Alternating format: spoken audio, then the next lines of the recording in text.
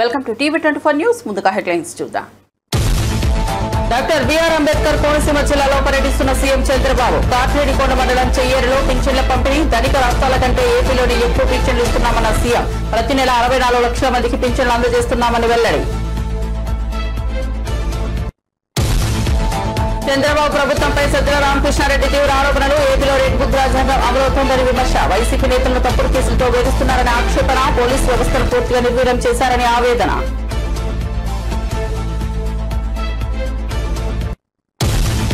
Indira park వద్ద నిరసనకు BRS MLC కవిత పిలుపు. మాజీ సీఎం కేసీఆర్ కు కాళేశ్వరం కమిషన్ నోటీసులు. నిరసన తెలుపుతూ ఎమ్మెల్సీ కవిత పిలుపు. జూన్ 4న ఇందిరా పార్క్ వద్ద ధర్నాకు సన్నాహాలు. తెలంగాణ జాగృతి ఆధ్వర్యంలో ఆందోళన కార్యక్రమం.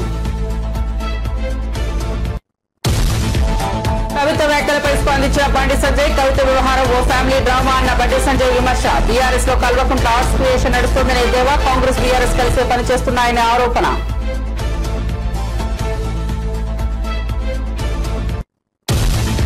ఆపరేషన్ సింధూర్ ద్వారా ఉగ్రవాదులతో పాటు వారు భారీ మూల్యం చెల్లించుకుంటున్నారన్న నరేంద్ర మోదీ. పహల్గాం దాడికి ప్రతీకారంగా ఆపరేషన్ సింధూర్. ఉగ్రవాదులను పోషించే వారికి భారీ మూల్యం తప్పదని ప్రధాని హెచ్చరిక. రాణి అహలాబాయి 300వ జయంతి వేడుకల్లో ప్రధాని మోదీ ప్రసంగం. అఖిల్ వివాహం సీఎం రేవంత్ కు ఆహ్వానం. ఉదయం సీఎం నివాసానికి వెళ్లిన నాగార్జున అమల దంపతులు. తన కుమారుడి పెళ్లికి రావాల్సిందిగా సీఎం రేవంత్ కు నాగార్జున ఆహ్వానం.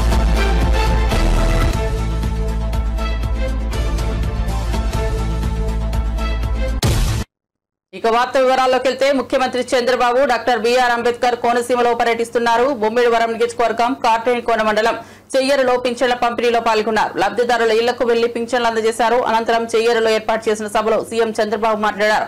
పింఛన్లు పెంచుతామని చెప్పి ఇచ్చిన మాట నిలబెట్టుకున్నామని చంద్రబాబు అన్నారు.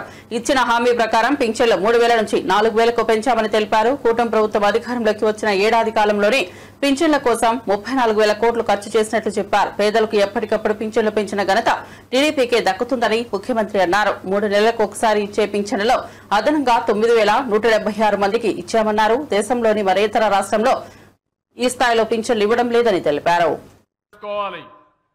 ప్రజాప్రతినిధులు, ఎమ్మెల్యేలు, ఎంపీలు, అక్కడ స్థానిక సంస్థల్లో ఉండే నాయకులు అందరూ కూడా మీ దగ్గరకు వచ్చి మీకు ఆ పింఛనిచ్చే కార్యక్రమంలో భాగస్వాములైతే మీ కష్టాలు నేరుగా అర్థమవుతాయి. కష్టాలు తీర్చే మనస్తత్వం వస్తుంది. అందుకనే ఈరోజు రాష్ట్రం అంతా కూడా తెల్లవారితో నిద్ర లేస్తానే 6 గంటలకే మీ దర్శనం మా ఆఫీసర్లు, మా నాయకులు తీసుకున్నారంటే అదేని మేము చూపించే చొరవని మరొక్కసారి మీ అందరికీ విజ్ఞప్తి చేస్తున్నా. భవిష్యత్తులో కూడా ఒకటే హామీ ఇస్తున్నాను. ఈరోజు కష్టపడుతున్నాం. మేము కష్టపడేది మీకోసం కష్టపడుతున్నాం. పేదవాళ్ళ కోసం కష్టపడుతున్నాం. ఈ పేదవాళ్ళకి గవర్నమెంట్ ఇచ్చే పింఛన్లు ఇస్తానే ఉంటాం. అవసరమైతే భగవంతుడు కనికరిస్తే పెంచుతాం. అదే సమయంలో ఇంకో పక్క చేప ఇవ్వడమే కాదు, చేపను పట్టుకునే విధానం నేర్పిస్తాం. మీ అందరికీ మీ ఆదాయాన్ని పెంచుతానని మరొక్కసారి హామీ ఇస్తున్నా. ఈరోజు మీరు చూస్తే ఇంత మునుపు ఒక నెల కానీ ఎవరైనా వచ్చి తీసుకోకపోతే వాళ్ళకు పింఛన్ ఇచ్చేవాళ్ళు కాదు, ఎగ్గొట్టేవాళ్ళు. ఎక్కడుంటే అక్కడ పింఛన్ ఇవ్వడం. రెండోది, ఒక నెల తీసుకోకపోతే 2వ నెల, 3 నెలలు, ఆ మారిగా 3 నెలల వరకు పింఛన్లు ఇచ్చే కార్యక్రమానికి శ్రీకారం చుట్టాం. ఇంకో పక్క మీరు చూస్తే ఎవరైనా ఆడబిడ్డలు, మీరంతా ఉన్నారు ఇక్కడ, భర్త చనిపోతే ఆటోమేటిక్గా భార్యకు పింఛనిచ్చే విధానానికి శ్రీకారం చుట్టాను. వీటన్నింటి వల్ల చాలా వరకు వెసులుబాటు వస్తూ ఉంది. 3 నెలలకు ఒకసారి ఇచ్చే పింఛన్లో అదనంగా 9,176 మందికి ఇచ్చాం. ఈ విధంగా మీరు చూస్తే దగ్గర 2 నెలల్లో ఇచ్చే వాళ్ళకి 1,12,22,975 మందికి ఇచ్చాం. అంటే ఇవన్నీ కూడా ఒక 150 కోట్లు, 200 కోట్లు ఎక్కువ అవుతుంది. 200 కోట్లు ఎక్కువైనా పర్వాలేదు. ఏ పేదవాడు ఈ రాష్ట్రంలో ఇబ్బంది పడకూడదు. ఒక నెల ఎక్కడన్నా బయట పోయినా మళ్ళీ స్వేచ్ఛగా వచ్చి 3వ నెల వరకు తీసుకునే స్వేచ్ఛను అధికారాన్ని మీకు ఇచ్చామని చెప్పి కూడా నేను మీకు తెలియజేస్తున్నా. ఈ రోజు రాష్ట్రంలో చంద్రబాబు నాయుడు నేతృత్వంలోని ప్రభుత్వం అధికారంలోకి వచ్చిన ఏడాది కాలంలోనే రెడ్ బుక్ రాజ్యాంగం పేరుతో ఒక నూతన అప్రజాస్వామిక పాలన సాగిస్తోందని వైఎస్ఆర్ కాంగ్రెస్ పార్టీ ప్రధాన కార్యదర్శి సజ్జల రామకృష్ణారెడ్డి తీవ్ర స్థాయిలో దుర్వెత్తారు. వ్యవస్థలను పూర్తిగా భ్రష్టు పట్టించి ముఖ్యంగా పోలీస్ యంత్రాంగాన్ని అదుపులో పెట్టుకుని ప్రతిపక్ష నేతలను కార్యకర్తలను తప్పుడు కేసులతో వేధిస్తున్నారని ఆయన ఆరోపించారు. శనివారం ఆయన మీడియాతో మాట్లాడుతూ చంద్రబాబు ప్రభుత్వం అధికారంలోకి వచ్చినప్పటి నుంచి రాష్ట్రంలో ప్రజాస్వామ్య విలువలకు పాతరేస్తున్నారని విమర్శించారు. మేము వస్తే రెడ్ బుక్ రాజ్యాంగం ఉంటుంది, రెడ్ బుక్ పాలన ఉంటుందని ఎన్నికలకు ముందే ప్రకటించారు. అదేదో మాటలకే పరిమితం అనుకున్నాం, కానీ ఇప్పుడు దాని పర్యవసానాలు చూస్తున్నామని సజ్జల అన్నారు. వైఎస్ఆర్సీపీ సీనియర్ నేత మాజీ మంత్రి కాకాని గోవర్ధన్ రెడ్డిపై ఇటీవల నమోదు చేసిన కేసు ఈ కోవలకే వస్తుందని ఆయన పేర్కొన్నారు. జైల్లో వేయడం అది సోషల్ మీడియాతో మొదలై నాయకులు అందరినీ తిరుక్కొని పరాకాష్ఠకి ఏదైతే భయపడుతున్నామో అది జరుగుతుంది. సామాన్య ప్రజలు కూడా దానికి పూర్తిగా ఇదే. ఒక్కసారి నీకు వ్యవస్థ దెబ్బతిన్నాక, విశృంఖలత్వం వచ్చాక, ఎవరికి జవాబుదారీతనం లేనప్పుడు ఏం జరుగుతుంది అనేది ఏడాది తర్వాత చూస్తున్నాం. దీనికి ఇలా వీళ్లు చేయడం వల్ల ఏదో సాధిస్తారనుకుంటే అది పొరపాటు. ఒక నెల రోజులో 2 నెలల్లో నాయకులను, కార్యకర్తలను, సోషల్ మీడియా యాక్టివిస్టులను జైల్లో పెట్టచ్చు. కానీ బయటకు వచ్చేసరికి ఎలా తయారవుతున్నారంటే మరింత గట్టిగా తయారై వస్తున్నారు. వైఎస్ఆర్సీపీ మరింత బలపడుతోంది. భయము, బాధ ఏదంటే ఈ విశృంఖలత్వం పెరిగిన తర్వాత రాష్ట్రంలో ఓ సిస్టమ్స్ అలవాటు పడిన వ్యవస్థ, పోలీస్ వ్యవస్థ, అది గాడి తప్పితే ఎట్లుంటుందనే ఫలితాలు మనం బీహార్లోనో ఆటవిక రాజ్యాల్లోనూ చూస్తాము. నిరంకుశత్వం ఉన్నప్పుడు ఎమర్జెన్సీ టైంలో చూశాం.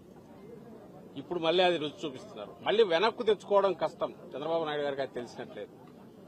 రెండవది, నువ్వు నాటిన విత్తనం ఈరోజు ఏదైతే రేపు దాని ఫలాలు ఎట్లుంటాయనేది కూడా ఆయన ఊహించట్లేదు. భయంకరంగా ఉంటాయి. ఇంత సింపుల్ అనుకోరా. కేసులు పెట్టచ్చు ఎవడి మీద అయినా, ఇద్దరు కలిసినా లేదా ఒకరిద్దరు ఫోన్లో మాట్లాడుకున్నా దాన్ని బేస్ చేసుకుని ఒకటి పట్టుకొచ్చి కాళ్ళు ఎరగొట్టి కన్ఫెషన్ రాయించుకుంటే వరుస పెట్టి 10 మందిని జైల్లో తోయొచ్చు, హెరాస్ చేయొచ్చు. ఏదంటే అది స్థానిక సంస్థల ఎన్నికల్లో చూశాం, ఈ మధ్య జరిగిన ఉప ఎన్నికల్లో, నిన్నటికి నిన్న తెనాలిలో చూశాం. కేసు ఏదన్నా తప్పులు చేస్తే కేసు పెట్టచ్చు, తప్పులేదు. రోడ్డు మీద కూర్చోబెట్టి సినిమాల్లో కదా మనం చూసి భయం వేస్తుంటది, ఒళ్ళు గగురు పోస్తుంది. టాకీ డ్రెస్ వేసుకుని బూట్కాలు కళ్ళ మీద పెట్టి లాఠీలతో బాదుతున్నారంటే మళ్ళీ లాఠీ మార్చి లాఠీ. అసలు ఎక్కడున్నాం మనం? ఇదంతా దేని ఫలితం అంటే ఏడాది క్రితం వచ్చిన వీళ్ళ రెడ్ బుక్ పాలన ఫలితం. నిన్న చూశాను, అసలు ఎక్కడున్నామో కూడా అర్థం కాలే. ఈ జిల్లాలో కావలిలో ఎక్కడో ఏదో స్టేజ్ మీద మొత్తం బట్టలు లేకుండా డాన్స్ చేస్తున్నారు. అసలు దానికి ఎక్కడ ఇంతవరకు ఎప్పుడు ఇట్లా జరగల.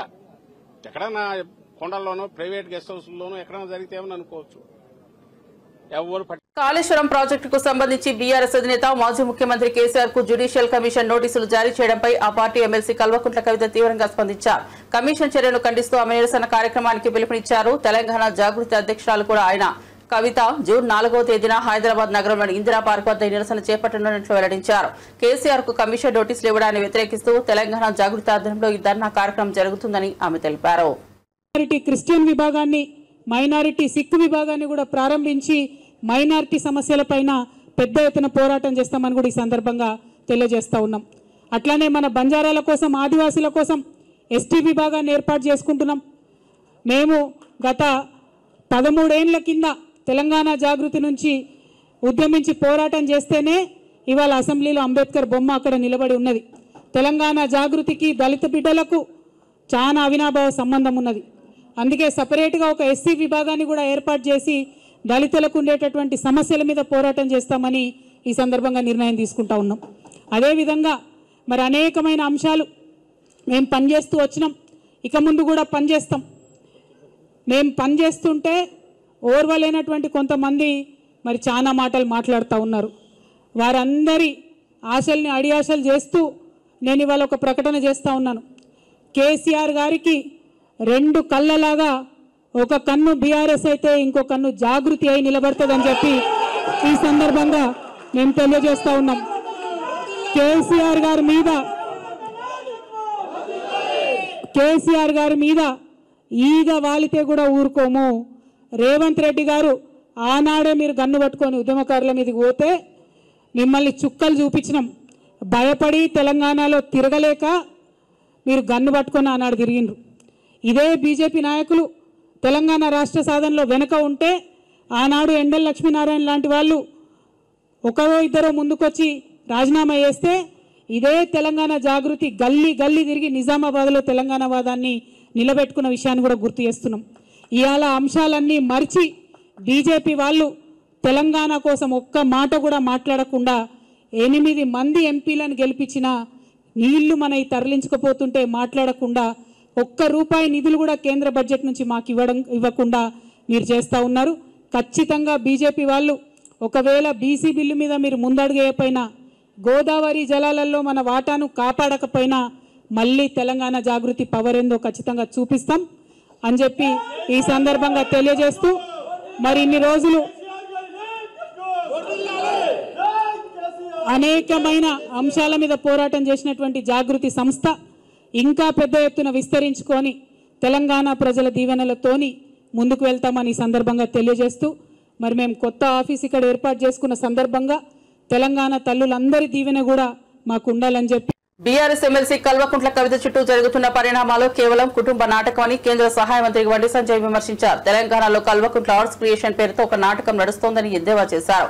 బీఆర్ఎస్ లో ప్రస్తుతం చార్పత్త ఆట సాగుతోందని ఈ కల్వకుంట్ల సినిమాకు కాంగ్రెస్ పార్టీ ప్రొడక్షన్ బాధ్యతలు చూస్తోందని ఆయన ఆరోపించారు. ఈ సందర్భంగా బండి సంజయ్ మాట్లాడుతూ బీజేపీ బీఆర్ఎస్ ఎప్పటికీ ఒకటి కాలేవని అన్నారు. కవిత అరెస్ట్ కాకుండా ఉండేందుకు తమ పార్టీతో కలిసేందుకు బీఆర్ఎస్ నేతలు ప్రయత్నాలు చేశారు. అయితే అవినీతికి పాల్పడిన ఆ పార్టీతో తమ పార్టీ ఎట్టి పరిస్థితుల్లోనూ కలవదని స్పష్టం చేశారు. కాంగ్రెస్ బీఆర్ఎస్ పార్టీలు మాత్రమే గతంలోనూ ఇప్పుడు కూడా కలిసి పనిచేశాయని ఆయన పునరుద్ఘాటించారు. ఇప్పుడు కాంగ్రెస్ పార్టీ అంత పొలిటికల్ డ్రామా అంతా కాంగ్రెస్ పార్టీదే. ఆ కవితక్క విషయం కూడా కాంగ్రెస్ పార్టీదే. కల్వకుంట్ల ఆర్ట్స్ క్రియేషన్స్ ఆధ్వర్యంలో సినిమా నడుస్తుంది తెలంగాణ రాష్ట్రంలో. తీన్ పత్తా చూసారు చాలా మంది, తీన్ పత్తా పత్తల ఇప్పుడు చార్ పత్తా ఆట నడుస్తుంది తెలంగాణ రాష్ట్రంలో. కల్వకుంట్ల ఆర్ట్స్ క్రియేషన్ ఆధ్వర్యంలో చార్ పత్తా ఆట నడుస్తుంది. హరీష్ రావు గారు, కవిత గారు, కేటీఆర్ గారు, సంతోష్ రావు గారు చార్ పత్తా ఆట నడుస్తున్నది. దీనిలో కేసీఆర్ గారు జోకర్ ప్లేస్ లో పెట్టారు. దీంతో ఇప్పుడు ఈ చర్చతోని, ఈ కవితక చర్చనో దీంతోని తెలంగాణ రాష్ట్ర లాభం జరుగుతుందని చెప్పండి. ఇదో సమస్య అనేది తెలంగాణ రాష్ట్ర ప్రజలు తెలంగాణ రాష్ట్రంలో మీడియాలో డిబేట్ పెట్టి చర్చించే సమస్య అని చెప్పండి. ఇంకా 6 గ్యారెంటీల గురించి చర్చ జరగాలి లెటర్లు చిట్ చాట్ల పేరుతోని ఇదేం పద్ధతి? వాళ్ళ బీఆర్ఎస్ పార్టీని మీరు గతంలో మీరు అబ్జర్వ్ చేయండి. బీఆర్ఎస్ పార్టీకి సంబంధించిన శాసనసభ్యులు చాలా మంది బీజేపీకి టచ్ లోకి వచ్చినప్పుడు బీఆర్ఎస్ పార్టీ ప్రభుత్వ ఆధ్వర్యంలో కేసీఆర్ గారు చేస్తుంటే టక్కన మీటింగ్ పెట్టి మనం బీజేపీతో కలుస్తున్నామే నాకు కేంద్ర మంత్రి ఇస్తున్నారని చెప్పుకోవడం లేదా? ఒక గదే జిమ్మికులు ఇవన్నీ కూడా. బీఆర్ఎస్ బీజేపీ కలవడం అనేది అసలు బీఆర్ఎస్ మేము ఎందుకు పట్టించుకుంటామన్నా? అది ఫామ్ హౌస్ పార్టీ, కుటుంబ పార్టీ, అవినీతి పార్టీ. కవితక్కను అరెస్టు చేయకుండా ఉండాలన్న ఉద్దేశంతో బీఆర్ఎస్ బీజేపీతో కలవడానికి ప్రయత్నం చేసింది. కానీ మేము దరిదాపులో రానియాలి, మేము వాళ్ళని దరిదాపులో రానియాలి బీఆర్ఎస్ పార్టీని. ఈ అవినీతి పార్టీకి అవినీతి వ్యతిరేకం. మేము అవినీతి మచ్చలే కూడా దేశాన్ని పాలిస్తున్నాం. 15 రాష్ట్రాలు 16 రాష్ట్రాలు అవినీతి మచ్చలేని ప్రభుత్వాలను కొనసాగిస్తున్నాం. మేము దాని వ్యతిరేకం. మేము కుటుంబ పాలనకు వ్యతిరేకం. మేము ఈ దేశంలో కాంగ్రెస్ పార్టీ కుటుంబ పాలన వ్యతిరేకంగా ఫైట్ చేస్తున్నాం. కాబట్టి బీఆర్ఎస్ పార్టీని ఏ విధంగా మేము చేసుకుంటాం? కాబట్టి ఈ చార్ పత్తా ఆట గురించి చర్చించాల్సిన అవసరం లేదు. మళ్ళీ ప్రజలకు విజ్ఞప్తి చేస్తున్నా, గౌరవ మీడియా సోదరులకు విజ్ఞప్తి చేస్తున్నా, దయచేసి 6 గ్యారెంటీల గురించి చర్చ జరపండి. ఇది కాంగ్రెస్ ప్రొడక్షన్. దీనికి అంతా కూడా దీని ప్రొడ్యూసర్ ఎవరంటే Congress party. Congress party producer, దీనికి డైరెక్షన్ కూడా కాంగ్రెస్ పార్టీదే. ప్రొడక్షన్ మాత్రం కల్వకుంట్ల ఆర్ట్స్ ప్రొడక్షన్. సెన్సార్ అది ఇక్కడ స్టేట్ చూస్తున్నారు. సెన్సార్ మార్క్ వస్తే కడిగేస్తాం. అందుకే కడిగేయమంటున్నాను నేను. అందుకే బంజారీ చార్ పత్తా దీంతో ప్రజలకు ఏం లాభం దీంతో అంటున్నాను నేను. అసలే కలుపుకోం. అరే అవినీతి పార్టీ, అది కుటుంబ పార్టీ, ఏ విధంగా కలుపుకుంటాం? ఆ చర్చనే లేదు. మీరు ఒకటే ఆలోచించండి. మేము కలుపుకుంటే ఎప్పుడో కలుపుకుంటాం. కాంగ్రెస్ పార్టీ బీఆర్ఎస్ కలిసి పనిచేసినాయి. కాంగ్రెస్ బీఆర్ఎస్ కలిసి పనిచేసినాయి. ఎన్నికల్లో పోటీ చేసిర్రు, అధికారం కూడా పంచుకున్నారు. మేము ఎప్పుడన్నా పంచుకున్నామా? బీఆర్ఎస్ ను దగ్గర ప్రసక్తి లేదు. మరి చెప్తున్నా, అవినీతి కుటుంబ పార్టీలకు ఎప్పుడు మేము దూరం. పహల్గాంలో ఉగ్రవాదులు జరిపిన దాడికి ప్రతీకారంగా చేపట్టిన ఆపరేషన్ సింధూర్లో భారత నారీశక్తి కీలక పాత్ర పోషించిందని, చర్య ద్వారా ఉగ్రవాదులు తమని వినాశనాన్ని తామే కొని తెచ్చుకున్నారని ప్రధానమంత్రి నరేంద్ర మోదీ అన్నారు. ఈ ఆపరేషన్లో పలువురు మహిళా అధికారులు పాల్గొని ఉగ్రవాదుల ఆచూకీని గల్లంతు చేశారని ఆయన ప్రశంసించారు. రాణి అహల్యాబాయి హెల్కర్ 300వ జయంతి సందర్భంగా భోపాల్లో నిర్వహించిన మహిళా సశక్తీకరణ్ మహాసమ్మేళనంలో ప్రధాని పాల్గొన్నారు. ఈ సందర్భంగా ఆయన మాట్లాడుతూ ఆపరేషన్ సింధు ద్వారా ఉగ్రవాదులే కాకుండా వారిని పోషించే వారు కూడా భారీ మూల్యం చెల్లించుకోవాల్సి వస్తుందని భారత్ ప్రపంచానికి స్పష్టం చేసిందని ప్రధాని పేర్కొన్నారు.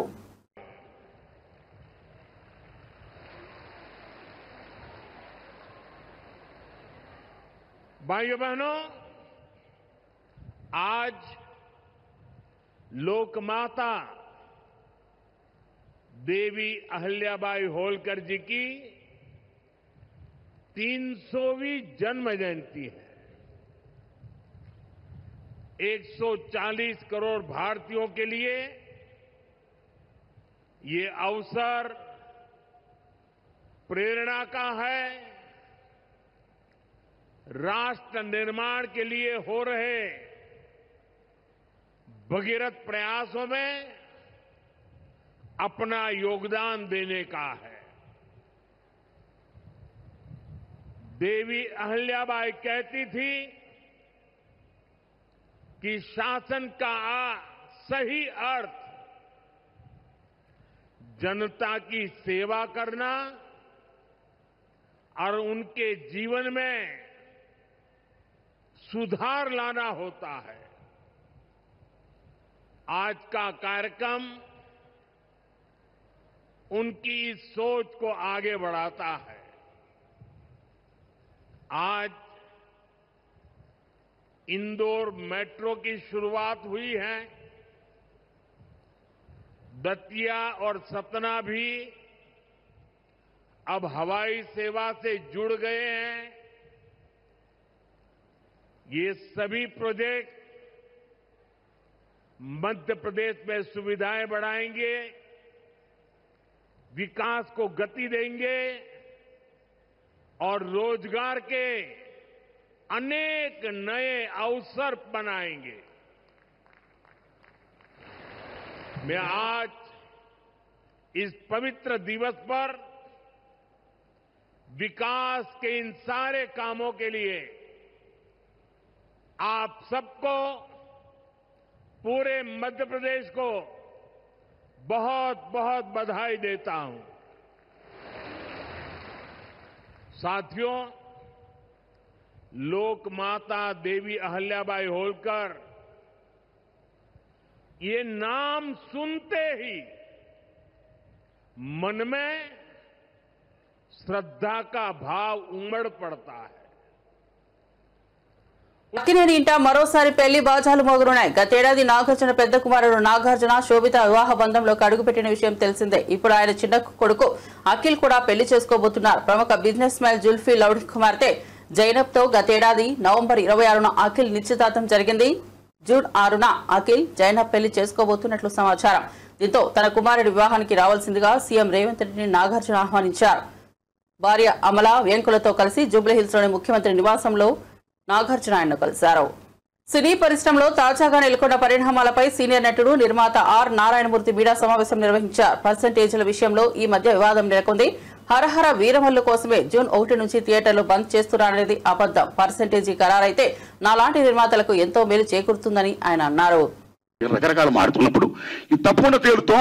ముందు పర్సెంట్ సిస్టమ్ పెట్టాలి, రెండో సిస్టమ్ ఉండకూడదు, ఈ సిస్టమ్ ఎత్తేయాలి అనే దాన్ని ముందు మీరు తీసుకురండి మేము విజ్ఞప్తి చేస్తే మా గురువు దాసనాడు దాన్ని యాక్సెప్ట్ చేశారు, ముందు తీసుకుని వెళ్ళారు. కానీ ఫలప్రదం కాల, ఇంప్లిమెంట్ కాల.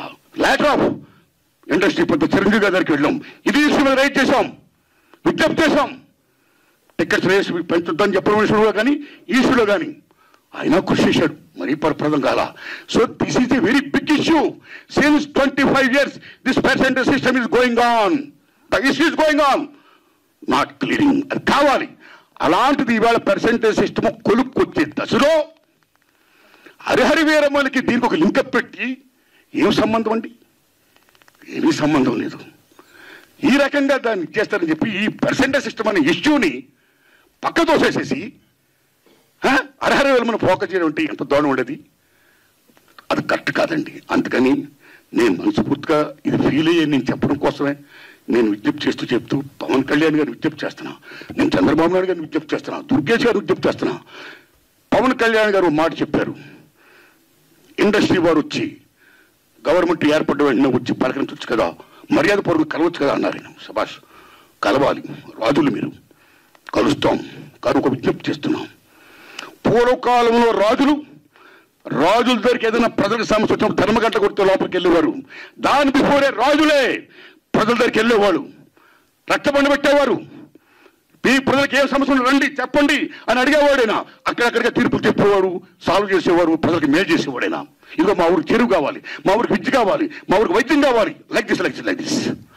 అలాగా మినిస్టర్లు కూడా అయిన వెంటనే ఇండస్ట్రీని పిలిచి రండి మీకేం సమస్యలు ఉన్నాయి, నేనేం చేయాలి, మేమేం చేయాలి అని చెప్తే మేము కూడా ఎంత ఆనందపడేవాళ్ళం అండి. మేము మీ బిడ్డలు అండి, చిల్డ్రన్ ఆఫ్ ది స్టేట్. మేము మీకు ఓట్లు వేసిన వాళ్ళమి, మిమ్మల్ని లెక్కించిన వాళ్ళమి, మీ బిడ్డలు మేము. You must be respect the people the same time you must respect the government. It's vice versa. So my humble request, దయించి ఈ పర్సెంటేజ్ సిస్టమ్ పక్కకి పెట్టేయకుండా, పర్సెంటేజ్ సిస్టమ్ అనేది మెయిన్ ఇష్యూ కాబట్టి. ఎందుకంటే ఆల్ మాల్స్ ఇవాళ ఆక్యుపై చేసి 50% దే ఆర్ టేకింగ్. కార్పొరేట్ సెటప్తో కూడుకుని ప్రైవేట్ సంస్థలు ఏమైతే ఉన్నాయో ఆ కార్పొరేట్స్ అందరూ కూడా they are getting 50%. But single థియేటర్కి ఏమైంది? సింగిల్ థియేటర్ అందరూ మనవాడు ఎక్కినవాడు, ఓ ఫ్యాషన్తో కట్టుకున్నవాడు, ఈ తల్లి నమ్ముకున్నవాడు. సినిమా అంటేనే తల్లి తండ్రి నిర్మాత తీసేవాడు, చూసేవాడు, ప్రేక్షకుడు దేవుడు. ఇద్దరికి మధ్య సంధానంగా చూపించే తల్లి సినిమా హాల్ ఓ దేవాలయం. ఆ దేవాలయాలు బాగుండాలి. ఇవాళ ఎన్ని దేవాలయాలు అనకాపల్లి జిల్లా పాయకరావుపేట నియోజకవర్గం ఉద్దండపురం గ్రామంలో హోంమంత్రి అనిత పింఛన్ల పంపిణీ కార్యక్రమం చేపట్టారు. మంత్రి స్వయంగా లబ్ధిదారుల ఇళ్లకు వెళ్లి అందజేశారు. గ్రామంలో పర్యటించి సమస్యలను అడిగి తెలుసుకున్నారు. ఈ సందర్భంగా ఓ లబ్ధిదారుని ఇంట్లో హోంమంత్రి తానే స్వయంగా టీ తయారు చేసి అందరికీ ఇచ్చారు. రేవంత్ రెడ్డిపై బీఆర్ఎస్ నేత ఆర్ఎస్ ప్రవీణ్ కుమార్ ఆగ్రహం వ్యక్తం చేశారు. 2 సంవత్సరాలుగా ఎస్సీ గురుకుల విద్యార్థుల సమస్యలను పట్టించుకోకుండా చిన్నచూపు చూపిస్తున్నారంటూ తీవ్ర విమర్శలు చేశారు. తల్లిదండ్రులు తమ పిల్లల సమస్యలు చెప్పేందుకు ఎస్సీ సంక్షేమ భవనానికి వెళ్తే పోలీసులతో తిప్పించేస్తున్నారని మండిపడ్డారు. విద్యార్థుల టాయిలెట్లు కడగడం తప్పేమిటంటూ ఎస్సీ గురుకులాల సొసైటీ సెక్రటరీ అలుగు వర్షిణి చేసిన వ్యాఖ్యలకు తీవ్రంగా స్పందించారు. మీ టాయిలెట్లు మీరే కడుక్కుంటున్నారా అని ప్రశ్నించారు.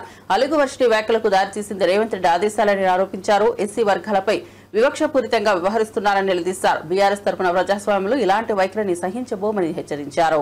మంత్రి, నేను ఇలా రేవంత్ రెడ్డి గారిని సూటిగా ఒకటే ప్రశ్న అడుగుతున్నా. అయ్యా, మీ టాయిలెట్ మీరే కడుక్కుంటున్నారా? మీ ఇళ్లల్లో మీ టాయిలెట్ మీరే కడుక్కుంటున్నారా? మీ పిల్లలు పోయే బడులల్లో పిల్లలు వాళ్ళ టాయిలెట్లు వాళ్ళే కడుగుతా ఉన్నారా? మీ మంత్రులు వాళ్ళ టాయిలెట్లు వాళ్ళే కడుక్కుంటున్నారా? కడుక్కుంటే తప్పేందని మీ అధికారం అంటున్నారు. మరి కడుక్కోవాలి కదా. నేను మొన్న కూడా స్టేట్మెంట్ ఇచ్చిన, రేవంత్ రెడ్డి గారు మీరు ఆదేశాలు ఇచ్చినందుకే ఈ అధికారి చాలా నిర్భయంగా ఎస్సీ వర్గాల మీద వివక్ష చూపుతా ఉన్నది. ఎవరి టాయిలెట్లు కడుక్కోవడానికి వ్యతిరేకం కాదు రేవంత్ రెడ్డి గారు.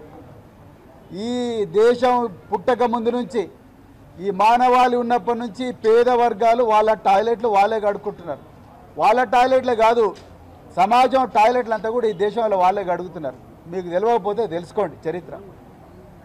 ఇవాళ వాళ్ళు ఎన్ని రోజులు రా బాబు ఈ పని, ఎన్ని రోజులు రా ఈ పారిశుద్ధ కార్మికుల పని చేయాలి, ఎన్ని రోజులు ఈ బాంఛన బతుకు ఉండాలి, ఇప్పుడన్నా మాకు మరి విముక్తి రాదా అని చెప్పి ఆనాడు మరి గురుకులాలు పెడితే ఆ గురుకులాలను కేసీఆర్ గారు చరిత్రలో ఎన్నడూ లేని విధంగా 1000 గురుకులాలుగా మార్చి ఈ పేద వర్గాలు, ఎర్ర బస్సు ఎక్కలేని కుటుంబాలు ఎయిర్ బస్ ఎక్కాలి, ఏరోప్లేన్ ఎక్కాలి, విదేశాలకు పోవాలి, ఇంగ్లీషు చదువుకోవాలి. ఉన్నోళ్ళ పిల్లలే కాదు, పేదోళ్ళ పిల్లలు కూడా కంప్యూటర్ ఇంజనీర్లు కావాలి, డాక్టర్లు కావాలి, కలెక్టర్లు కావాలి, ఐపీఎస్లు కావాలి, ఐఏఎస్లు కావాలి, సినిమా యాక్టర్లు కావాలి అని చెప్పి వీళ్ళ కోసం ప్రత్యేకమైన పాఠశాలలు 1000 దాకా పెంచితే, వీళ్ళందరికీ సన్నబియ్యంతో అన్నం పెడితే, వీళ్ళందరినీ ప్రపంచ స్థాయిలో తీసుకపోతే ఇలా కన్నుకొట్టి వివక్షతోని ఒకవైపేమో మీరే అందరికన్నా పెద్ద మాదిగా నేనే అంటారు, అందరికన్నా పెద్ద మాల నేనే అంటారు, నాకన్నా పెద్ద మాదిగా ఎవరు లేరంటారు, దళితుల ఇళ్లలో పండుకున్నా అని చెప్పి యాక్షన్ చేస్తారు, నా ఎంబడి జెండాలు పట్టుకొని తిరిగిందంత దళితులే అంటారు. మళ్ళా ఇంకోవైపు నోటితో నవ్వి నొసటితో వెక్కరించినట్టుగా మీరు ఇలా మీ అధికారితోని ఇలా మీరు నిర్భయంగా నిస్సిగ్గుగా చాలా అవమానకరమైన స్టేట్మెంట్లు ఇప్పిస్తున్నారు. నేను ఒక్కటే ప్రశ్న అడుగుతున్నా, మీ టాయిలెట్ మీరు కడుక్కున్నారా? ఇవాళ హైదరాబాద్ గుల్జార్ హౌస్ అగ్ని ప్రమాదంపై బాధితులు సంచలన విషయాలు బయటపెట్టారు. ఫైర్ సిబ్బంది, అంబులెన్స్ సిబ్బంది నిర్లక్ష్యం వల్లే తమ కుటుంబ సభ్యులను కోల్పోయామని ఆవేదన వ్యక్తం చేశారు. ఉదయం 6:12 ఫోన్ చేసిన 6:45 వచ్చి 8 గంటల వరకు ఎలాంటి సహాయ చర్యలు చేపట్టలేదన్నారు. ఫైర్ ఇంజన్లలో నీళ్లే లేవని, పైపుల్లో రంధ్రాలు ఉన్నట్లు తెలిపారు. అంబులెన్స్ లో ఆక్సిజన్ మాస్కులు కూడా లేవని ఆరోపించారు. ఉస్మానియా ఆసుపత్రిలో ఎఫ్ఐఆర్ వెంటనే చికిత్స చేస్తామన్నారు. 3 చనిపోయారని తెలిపారు. ప్రైవేట్ ఆసుపత్రికి తీసుకెళ్లాలనే విజ్ఞప్తిని అంబులెన్స్ సిబ్బంది పట్టించుకోలేదన్నారు.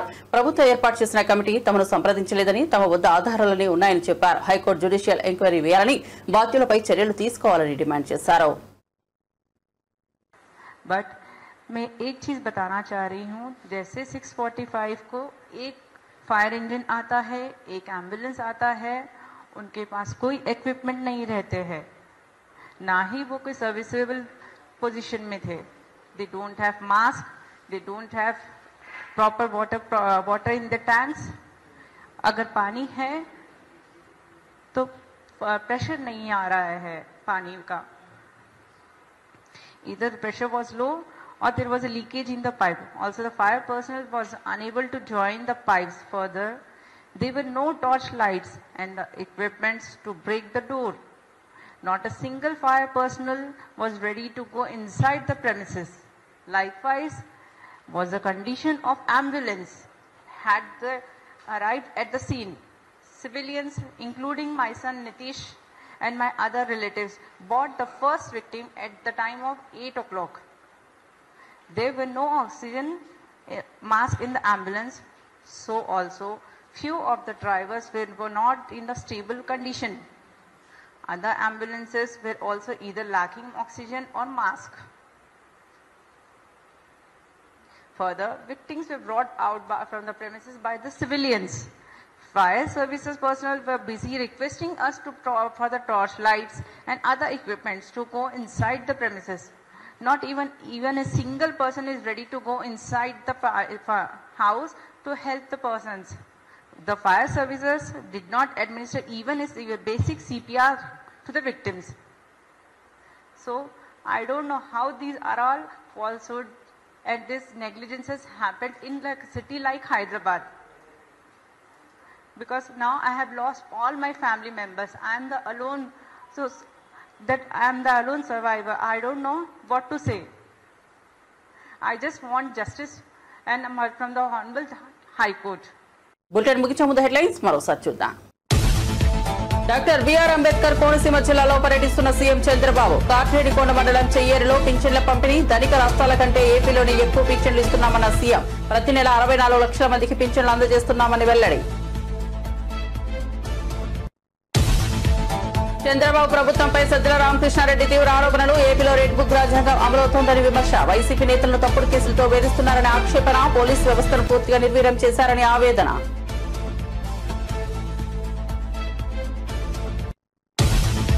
ఇందిరా పార్క్ వద్ద నిరసనకు బీఆర్ఎస్ ఎమ్మెల్సీ కవిత పిలుపు. మాజీ సీఎం కేసీఆర్ కు కాళేశ్వరం కమిషన్ నోటీసులు. నిరసన తెలుపుతూ ఎమ్మెల్సీ కవిత పిలుపు. జూన్ 4న ఇందిరా పార్క్ వద్ద ధర్నాకు సన్నాహాలు. తెలంగాణ జాగృతి ఆధ్వర్యంలో ఆందోళన కార్యక్రమం. కవిత వ్యాఖ్యలపై స్పందించిన బండి సంజయ్. కవిత వ్యవహారం ఓ ఫ్యామిలీ డ్రామా అన్న బండి సంజయ్ విమర్శ. బీఆర్ఎస్ లో కల్వకుంట్ల ఆర్ట్స్ క్రియేషన్ నడుస్తోందనే దేవా. కాంగ్రెస్ బీఆర్ఎస్ కలిసే పనిచేస్తున్నాయనే ఆరోపణ.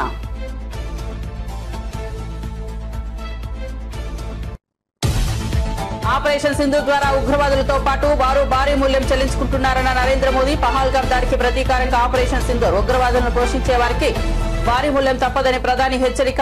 రాణి అహలాబాయి 300వ జయంతి వేడుకల్లో ప్రధాని మోదీ ప్రసంగం. అఖిల్ వివాహం. సీఎం రేవంత్ కు ఆహ్వానం. ఉదయం సీఎం నివాసానికి వెళ్లిన నాగార్జున అమల దంపతులు. తన కుమారుడి పెళ్లికి రావాల్సిందిగా సీఎం రేవంత్ కు నాగార్జున ఆహ్వానం.